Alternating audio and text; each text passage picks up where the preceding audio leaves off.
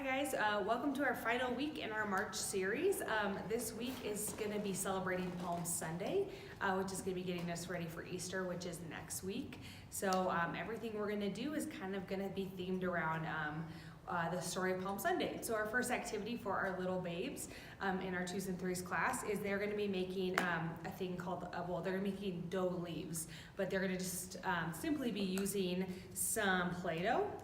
And then I have lots of little leaf-shaped cookie cutters, and you're just gonna help them just play with that. They've been loving Play-Doh anyway, so it'll be a really easy thing to do with them, but just sit them at your table, help them roll out some dough, and then make dough leaves, and you can easily just explain to them.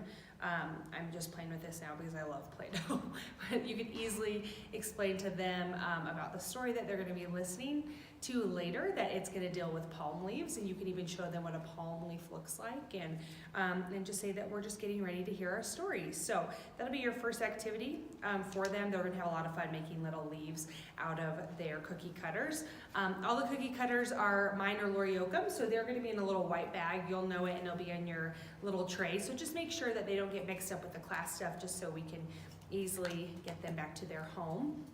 After that, they're going to head to their 4s and 5s class for their worship and then their Bible story. Like I said, it's the story of Palm Sunday, and that's going to come from Matthew 21:1-11 and 15-16. So it's basically the story that we celebrate Jesus because he's special, and that day, Palm Sunday, was a really great indicator of that, as he comes into Jerusalem and everyone celebrates him and waves their palm leaves and say Hosanna, and then put their coats down on the ground so his donkey can walk over them. So once they head out of the 4s and 5s class, they're going to come back to their class, and they are going to do a little fun memory verse activity and also a little pattern game. So I have all these pictures of palm leaves and of coats. So that will be part of their story. They'll know that once they come back.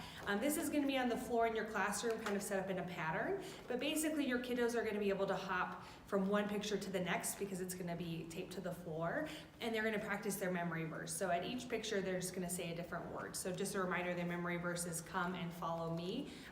Jesus said Matthew 4:19. So there's 10 of these, and that should be enough for them to say at each picture their different part of their memory verse. And then also just a really fun reminder of their story, so make sure to use that. And then lastly, they're going to do a craft of their palm leaf.